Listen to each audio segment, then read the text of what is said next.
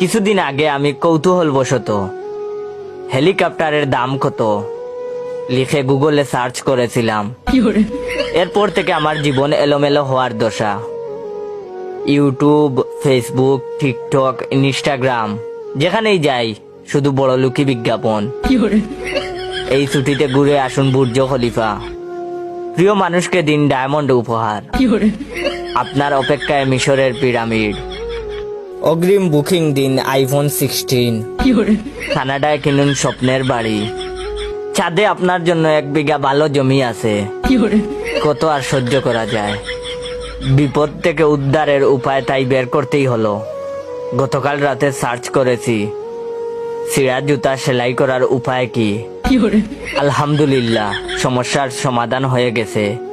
বিজ্ঞাপনের লেভেল এখন আমার লেভেলে নেমে এসেছে।